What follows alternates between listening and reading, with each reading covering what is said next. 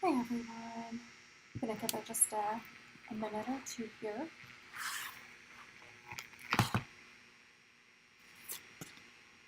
Today we are going to be making our cases together. So we'll talk about the materials that we need just in a minute here. And I wanted to show y'all my text block since we last been together.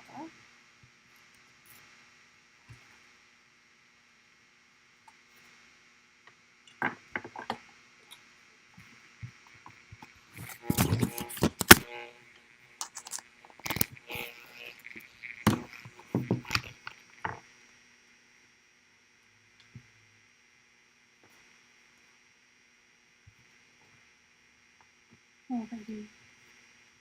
Hopefully folks can hear me. Let me go ahead and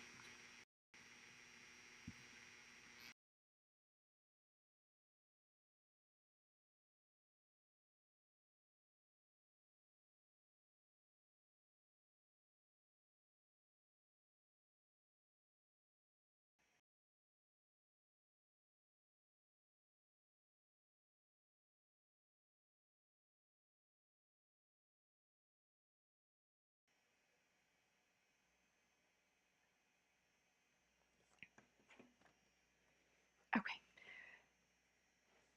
Thanks for sticking with me as I did that mic check for a minute there. So hopefully you can hear me without any kind of echo now. But for today, we are going to be making our cases.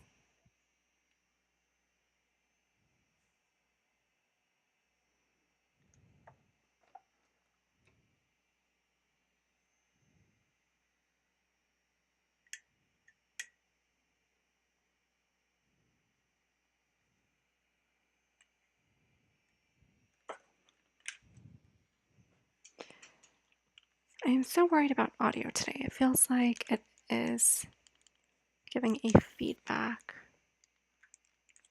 Okay, hopefully it's not too much of an issue.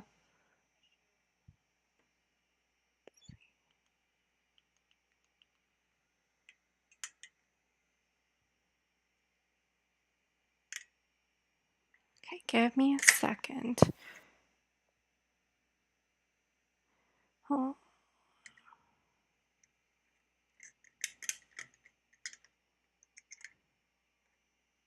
Okay, hopefully that fixed it. Doesn't look like it.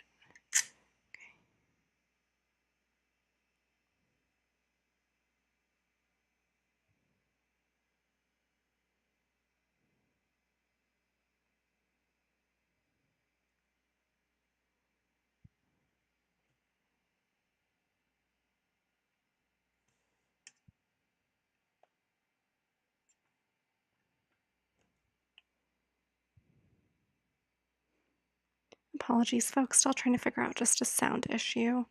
I'm worried you might be getting feedback.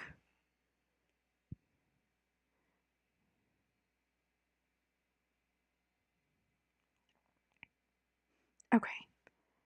Hopefully there isn't feedback now. I think I actually fixed it this time. Okay, let's see. Alrighty, well, thank you for sticking with me. I did not anticipate the first 4 minutes being spent on sound check, but here we are. So I have my text block, and we are going to be making our cases today. We're not going to be covering the cases or designing or anything like that. Simply just want to show you how to make the case today. But I wanted to just show off my end bands and headbands. I have been trying to hand make these more recently, and I think this is one of my better ones so far. Looks a little better than previous iterations of this when I've made them. I'm also planning to paint my foredges. I've started drawing that on there. It's a little bit harder when I have these large fix and I don't have the ability to have kind of a smooth surface because it's rounded, but we work with what we have. And so here is my text block, the latest and greatest iteration of it so far. So we have our text block, we're going to need that. We are also going to need a couple other things to be making our cases today. So we will need some kind of construction paper, craft paper. This isn't absolutely necessary, but it does make our lives a little bit easier in case we make mistakes. I always recommend learning with this. I still use this even today in my camera is moving around a lot. Let me try to fix that. Okay. I still use this in my regular binding procedure, so I have that. We are going to need chipboard or Davy board of some kind. This is 70-point board that I have, and we're going to use just one of these for my purposes. And one works because I've guillotined the top and the bottom, and so you'll notice the width is a little bit bigger than my book actually, or my text block. If you haven't guillotined your text block, which by no means would I expect that you would have, it's completely optional procedure. You might need 2 of these instead. We have that. We are also going to need a writing tool of some kind. I recommend a pencil. And you'll also need a cutting tool of some kind. And I apologize, I don't know why my camera is going in and out like that. Let's see.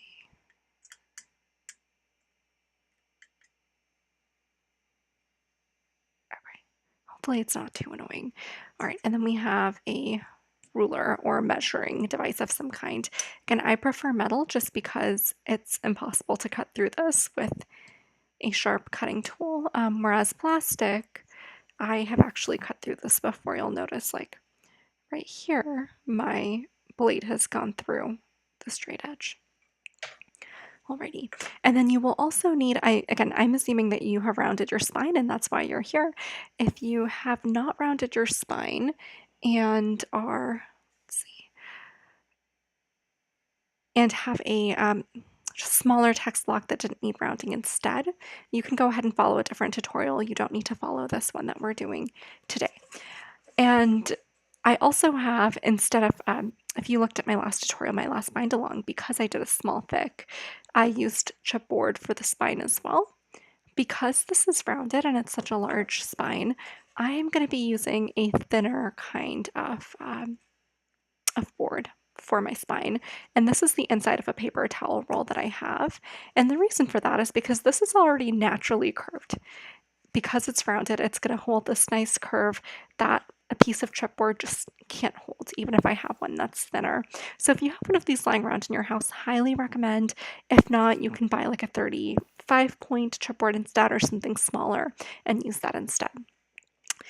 You will also need your nifty spatula for gluing, as well as not garlic basil pasta sauce, but your glue, whatever glue you're using. That's my PVA.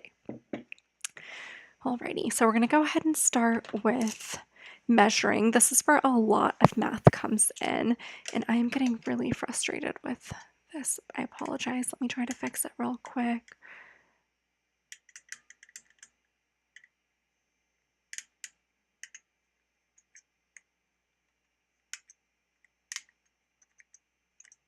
See if that works a little bit better. Okay, this video is not going to be too great. I apologize. Alrighty, so we have our tools. We are going to be doing a lot of measuring today, a lot. So this is where the math comes in. It's helpful to have a writing tool of some kind to actually write down our measurements. And the first thing that I am going to ask you to do is to measure your spine piece. If it's rounded, it's easier if you have some kind of measuring tape. I don't know where my measuring tape is right now, so I'm just going to use a ruler and measure to the best of my ability. You can do inches or centimeters, whatever works better for you. And I think this is approximately like 2.25. We're going to do approximations right now, and I'm just going to write that down.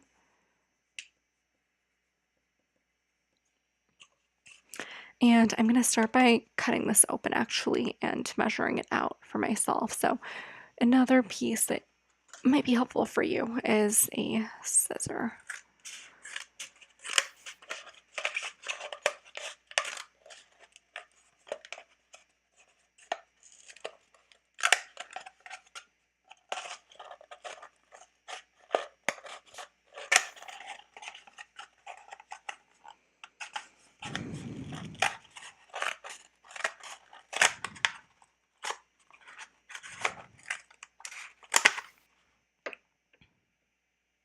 And my camera is still glitching out. I'm sorry, I don't know how to fix it. We're just gonna go with it.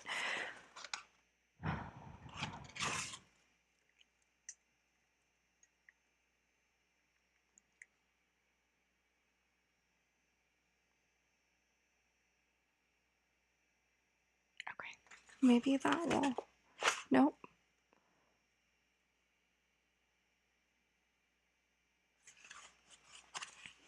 Okay, so we have this right here.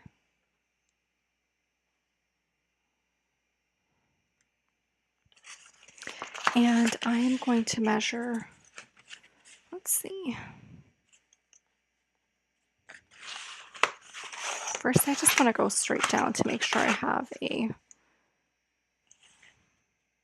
90-degree. Maybe we're going to go down this way. And then about, let's see if our measurement actually worked out with this, if it's 2.4 or not. Okay. I think we said 2.25 or 2.5 maybe. Okay, so here's an easy way of checking if it's actually the right length. I am just going to put it against my spine right here. And that is way smaller. My measurement is definitely off. What did I write down? 2.25. Yeah, so maybe I'm just going to go ahead and mark it instead. So I have a line starting here, and we are going to mark right there. Okay.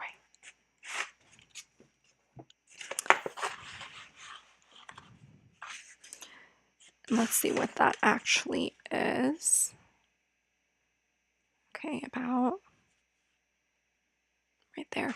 So you're going to measure whatever your spine width is essentially for this next step to get our spine piece.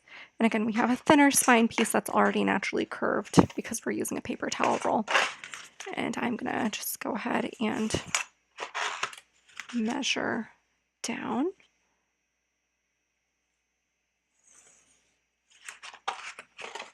All right.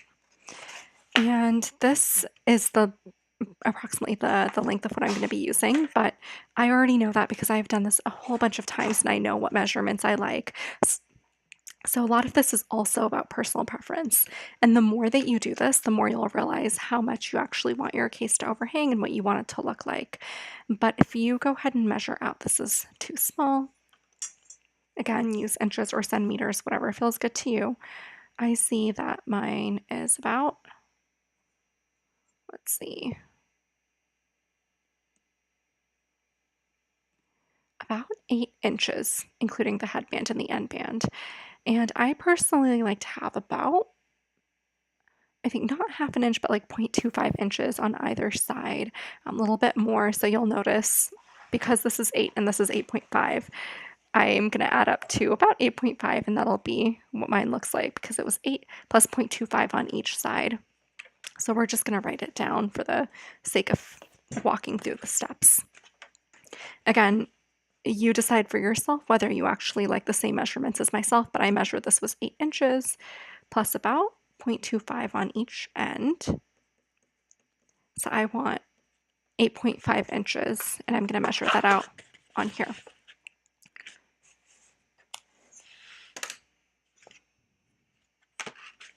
Okay, let's take a look.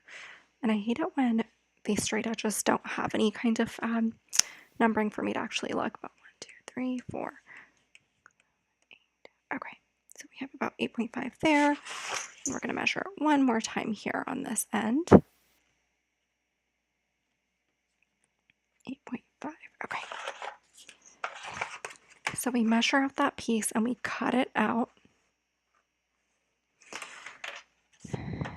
And this is where our cutting tool is going to come in handy. Okay.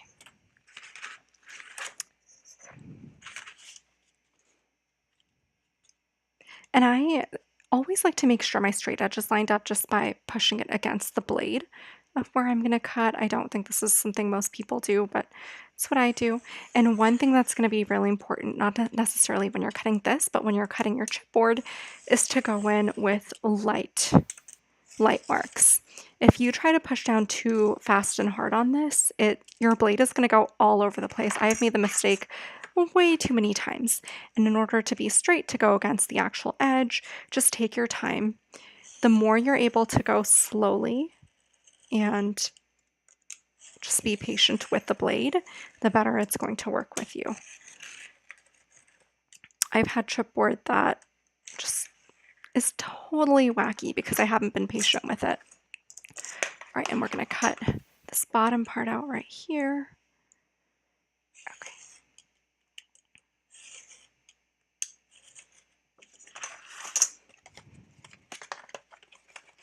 Just going to pull it off.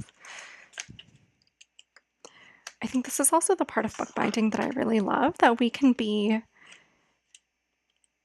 really sustainable sometimes when we use tools that are lying around the house. When I first started, I just went out and bought everything, and that's what I mean.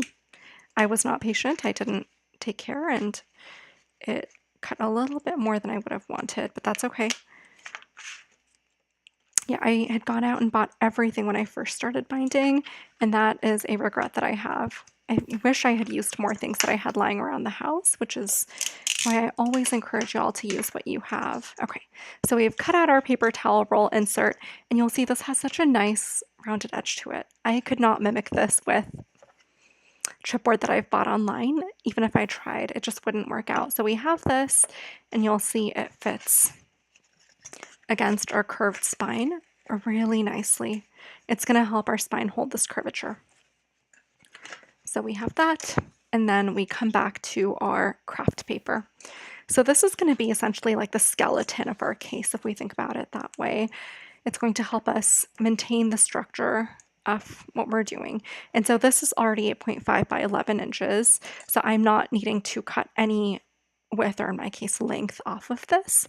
But I have these measurements here, right? So I have my spine piece, and I'm just going to go ahead and make some markings.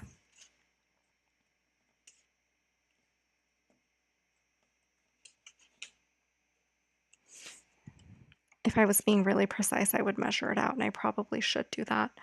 I feel like I've gotten lazier and lazier with bookbinding as I've continued to do this, but let's see. Okay, we have that marking. We're just going to go with it. But the way that we want to do it is we want to measure a couple things out on the side. So we're going to have about 1 inch on either side of our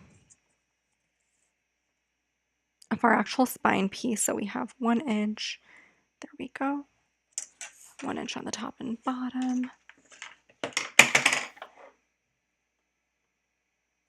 Okay, so we have 1 inch on either side, and this is where our front and back are going to sit. It won't make sense right now while you're looking at it and watching me do it, but you'll see once we glue it all together. And we're going to have a hinge gap that's going to help our book open and close as well over here. Usually, I'm going to switch to centimeters. I apologize. I will do about a centimeter hinge gap. Because my bind is so large, I'm going to do a slightly larger hinge gap than is normal for me. I'm going to go 1.5 inches. And again, it really is a matter of what your preferences are when you do this. I'm going to do 1.5, just a little bit bigger, give us more space to open and close. And then I don't know why I made these markings. I apologize. I was being really lazy. Let's go ahead and erase them. Don't be like me. Don't be lazy. Let's just use the measurement that we had instead. So I had gone ahead and marked on my straight edge. Okay, so this is my spine piece.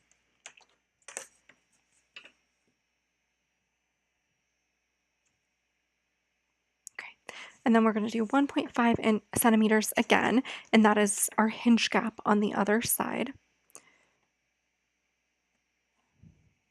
And then that's the top and the bottom, 1.5 centimeters. Okay, and then I'm going to switch back to inches. I apologize. Okay, about an inch on the other side.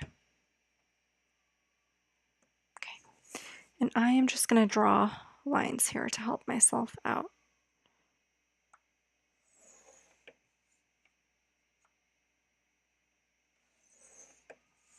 Also, I'm not doing the best job right now of modeling what it looks like to be precise in doing this. Please try to be more careful than I am. I, again, have just gotten lazy unless I'm making the bind for someone other than myself. Okay. All right. We're going to cut through it. Let's go from top to bottom. You can probably put a little bit more force and pressure down on this. Okay, there we go. So we have that. And I'm going to go ahead and glue this on here just so it starts drying. And what we're going to do is glue our spine piece in between these lines that we've drawn for it. And you can see it fits kind of perfectly in there. So go ahead and grab your glue, not pasta sauce, but glue. And one other thing that I should probably have mentioned to y'all, just good to do, is grab some scratch paper instead of gluing onto this right here. So I'm going to put down scratch paper, and you can see I have like printer ink testing papers here. This is where I'd mentioned keep all the scratch paper that you can. That's the wrong side. Keep all the mistake like papers printing that you have done because it will come in handy. And I'm embracing all the mistakes that I'm making right now just to show y'all that when you do make mistakes in the binding process, it is not the end of the world. I encourage y'all to make mistakes. It's the way that we learn. And I keep saying this because it's really important for y'all to know almost nothing that we do is unfixable. Almost everything, like all mistakes that we make in binding, can be fixed. The only one that I can think of right now that I did in fact make this weekend was cutting a text block like through cutting off text with my guillotine. Now that is not fixable because we can't glue the text back in. But everything else really is fixable. Okay. So I have this glued. It's a little bit more glue than I would like, but that's okay. We're just going to go with it and just glue that in, okay, in between our lines. Okay. If you want to grab a bone folder and help it get on there, you can.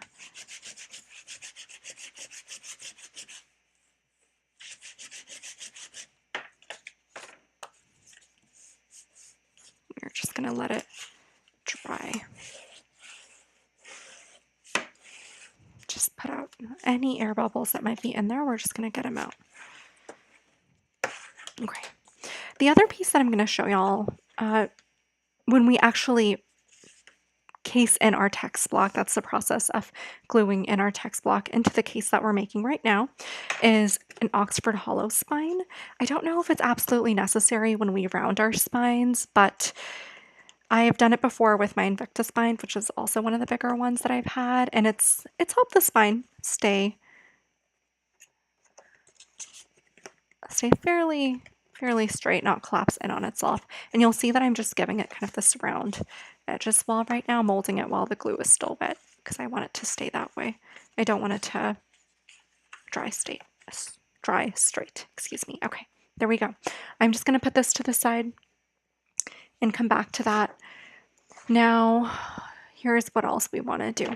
So I have my Davy board again. I don't need this right now. I'm going to go ahead and save this to use later for like a quarto bind or one of my mini binds that I make. Never, I'm going to encourage you, never throw out any scraps that you have. All scraps are usable. Everything is usable. All right. And because I know what my measurements are again, I wouldn't necessarily do this anymore. But what you want to do is go ahead and measure the width of your front and back. It should ideally be the same, but sometimes, things happen. Our front and back are not the same length. And so we go ahead and measure approximately what that is. Okay, so about 5.5, I think. Here's something else that I want to tell y'all. So not 5.5, 5.25. Measure twice, measure thrice, measure multiple times. I'm going to write it on here actually. Let's do that again. Okay, it is the same. Wow, that is surprising.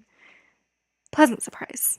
Okay, but you'll see the bottom is not exactly the same, and that's because my rounding is a little teensy bit off. Okay, so 5.5, about 5.35 to 5.4. Alrighty, so we have those measurements, and we can always measure again later on, but we have our Davy board here. So what you're going to do is cut out the width of your front and back, and I already have my length because it's 8.5 inches. I already know that it's 8.5 by 11, but what you would do is measure out your width that you want for your text block. And again, that would be the width of this right here, plus a couple extra inches, about 0.25 on each side is my personal preference. Plus, what we would ideally also do is measure out a teensy bit here on this side, so about 0.25 additional. Usually our hinge gap makes up for a little bit of that, but I don't want to get too into the weeds of that, but our hinge gap is this piece right here. So ideally you would add about 0.25 additional to the measurement here. So what that means is, right, 5.5 plus on both sides is equal to 11 inches, which is exactly what this is right here, right? It should at least be 11 inches, 8.5 by 11. Okay, so I'm going to cut mine neat straight in half. And this is literally the only reason that I like my guillotine is because I can use my chipboard evenly. Okay.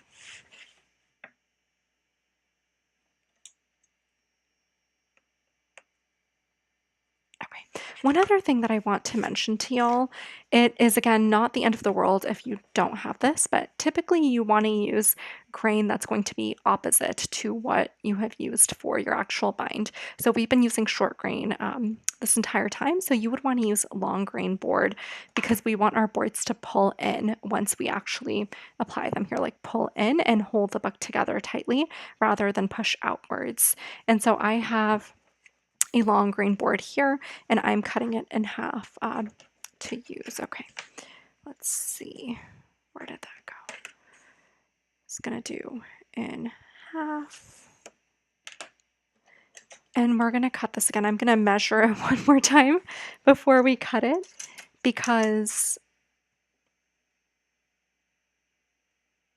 you can never measure too many times, I promise you. You're gonna think the first time you've measured it, it's fine, it's great, it all looks good, and then you go in and you actually look at what you've cut, like right there, it's just a teensy bit off, and it won't be straight. So I'm gonna put my blade against that, push my straight edge. Okay. And again, this is where you want to be soft with your movement. Do not go fast, like make a light, just really light serration first. And just go through it a couple times lightly, and you can start adding more pressure once you have that groove in place. You can see there's a groove being formed right there. Just a little bit deeper, and you'll have to go through it a couple times, and that is perfectly okay. Again, I would rather do this a couple times rather than push too hard at once and have the chipboard get destroyed or hurt myself. Okay. And you'll notice that is cut right there. Okay. Now, the next thing that we want to do is glue our front and back onto these pieces here. I always like to just check real quick, and one way to do this, if you watch my other bind along video, is to use tape. I have run out of tape, so we're just going to pretend here and do an eyeballing of what our actual length might look like. And I'm going to push it up against here. And again, the point is for me to be able to see if my chipboard is long enough. I'm going to end up cutting some of this off, I can already tell. But again, I'm just trying to make sure my case is big enough. If it's too big, that's okay because we can trim stuff off. If it's too small, we can't make it bigger. That's the unfortunate part. So we just make sure that our case is the right length. And I'm marking the 1 inch right here that I marked on the other side. That's not including my hinge gap, just to hold against and see and make sure that this is large enough. Okay, and you can see that it is. Let me flip it over and show you what I'm looking at. It's actually much larger than I want, so I'm going to end up trimming some off, but I'm not going to do that right now. I prefer to trim after I have gone through and actually glued stuff on. So let's glue and then we will trim off. And I'm going to draw lines on either side so that I know where I'm gluing. If you watch my other bind along video though, I have used tape to construct the case initially, and you can see what it looks like there.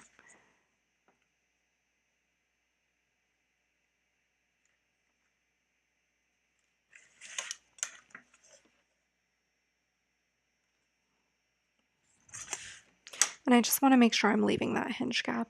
Again, I don't want to miss the hinge gap. Okay, alrighty.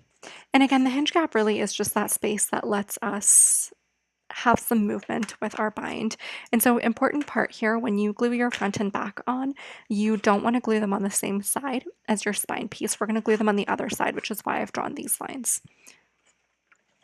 So we put back our scratch paper, we add some glue, and then we put our case or attach our front and back on.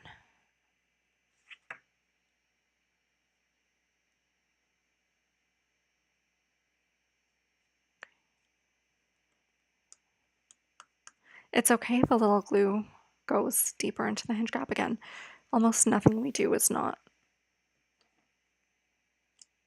fixable. Okay, I have way more glue on there than I'd like. I'd recommend just doing one side at a time so that your glue doesn't dry up. I'm gonna move this and I'm gonna attach one side right here. Okay.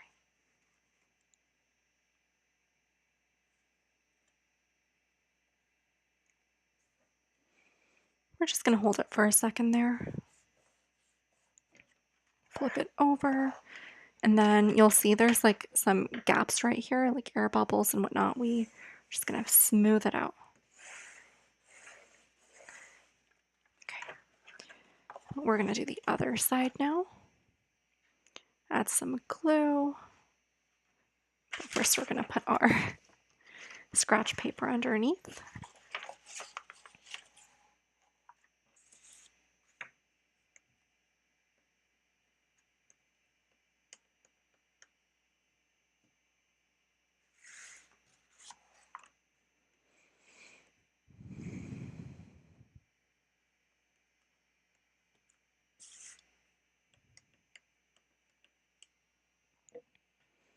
And we glue the other one on there. I'm gonna move this paper and just stick it on.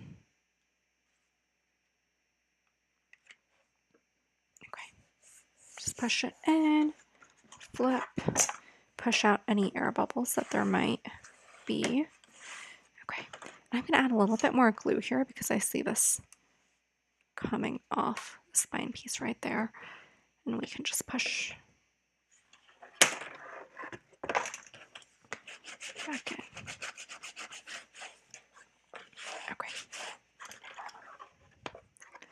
All right, one other thing that I like to do is just create really clean hinge gaps. So this line right here where my board is connected to the blue craft paper, I'm just gonna push it in with my bone folder to create a nice clean crease.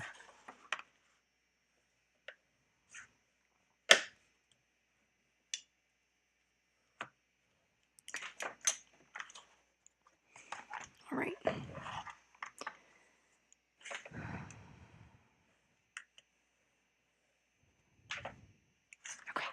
So we have a really preliminary case now. This is what we design, decorate, put around our book, and case it in. And I want to show you how we just correct for size here because this is not the perfect size yet. I can tell you looking at it. I'm going to close it in. Okay. And you'll see here, there's so much chipboard sticking out. This is a lot, right? And again, it comes down to personal preference and how big you really want it to be. I prefer to have about 0.25 inches on either side. So I'm going to just measure it real quick.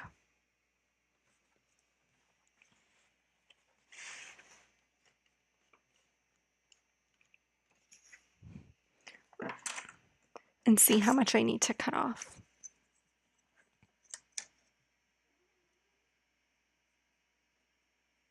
Okay, so we see, let's take a look with our pencil. This is a lot larger than I would like, so I'm gonna do markings 4.25 on the top and bottom. And it might be easier just to see how much we need to cut off actually, rather than, okay. And we just trim it down to size. It really, I don't want to complicate it for y'all. It really is just trimming down.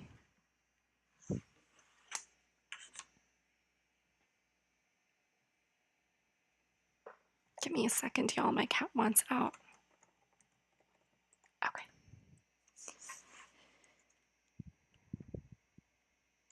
And we just draw in how much we need to trim. And we're going to cut that off. I'm also going to measure on the other side just to be safe and see how much needs trimming off. And I think I might also trim off the top and bottom because I'm a little unhappy with, you can see how much space is on the top and bottom here. Usually it's about 0.25 inches. This looks a little bigger to me. But I'm going to close it up again and just make sure it's lined up before I take any measurements for how much to cut off. Okay.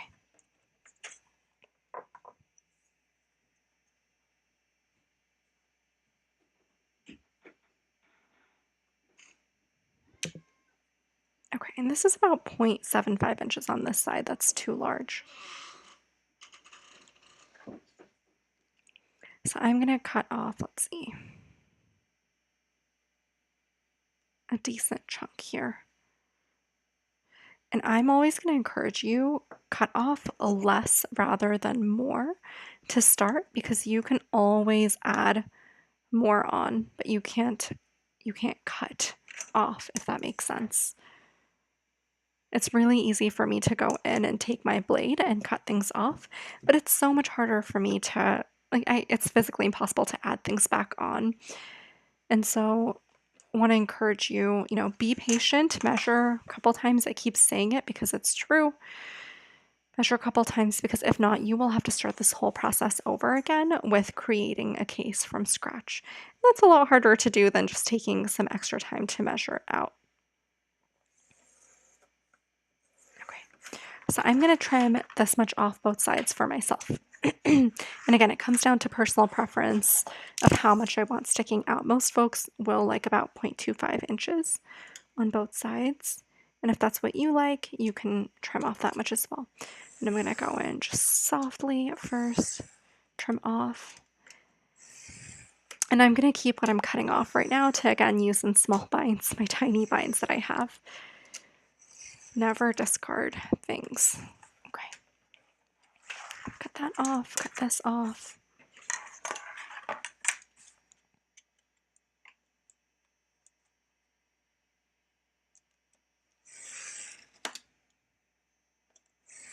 We are very close to just being done for today. We're really just making this case and then thinking about how to design it this next week. Okay, cut it off.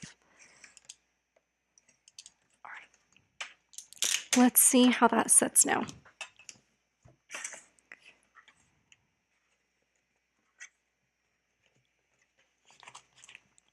Okay, this is a lot better.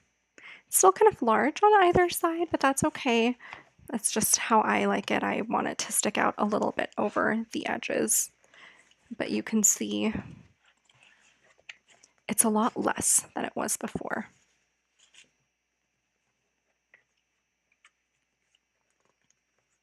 And it's not even for myself, just because my guillotine never ever cuts straight. Yours will probably be a lot straighter if you have not trimmed with a guillotine. But there we go. We have about same on the top and bottom. The top here is a little too large for my liking. You can see how much exactly is sticking out. So I'm going to trim it a little bit like I have for the sides. And the way that I'm going to do that is just measure what I've already cut off to see how much I want to take off the top.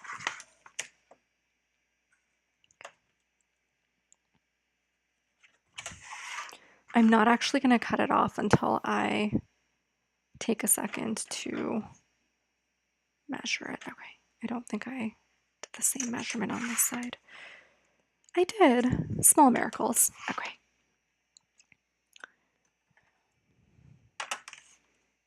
And it might be helpful because I don't know if you have a straight edge that's large enough to measure like this. I do not. So I'm just going to measure at a couple different points.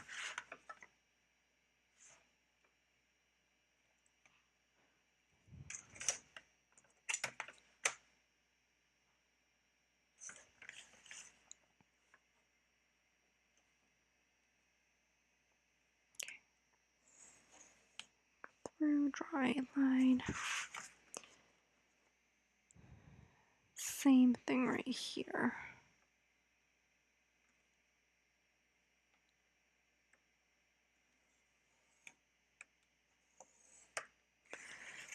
Okay. Before I actually cut it, I'm going to stick my text block in again, see if I like the way that it looks. That is way too small. That's not going to work. And this is why we don't cut it preemptively. If you see what that looks like right there, let me show you.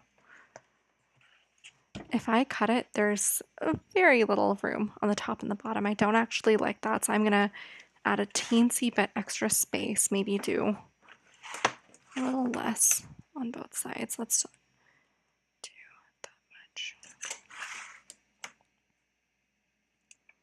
And I really am just playing around with the measurements to see what feels good at this point.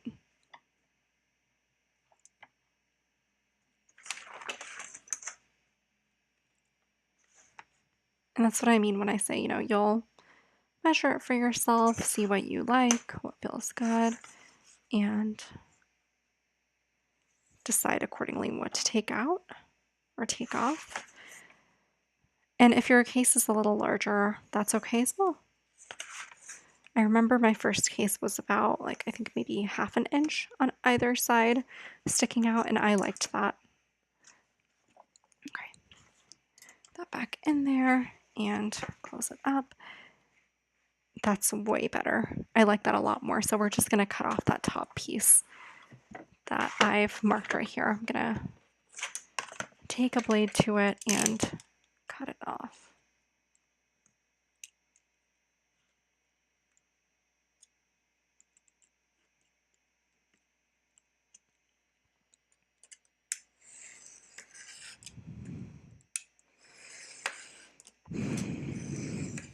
And I apologize if I haven't explained things very well today.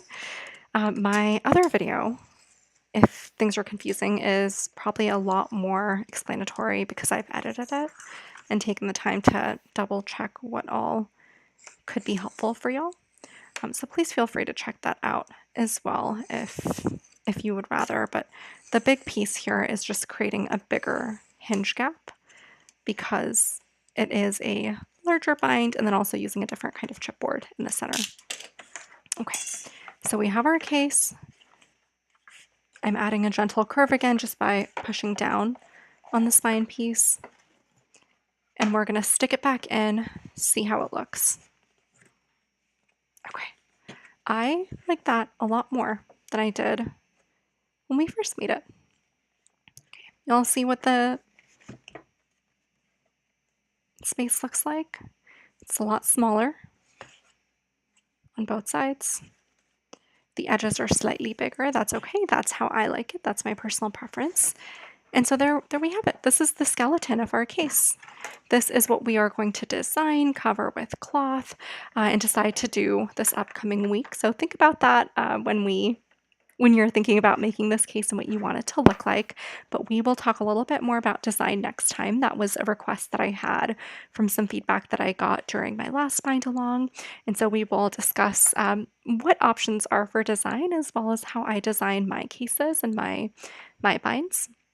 And hopefully that will help you get some ideas as well. But that's about it for today.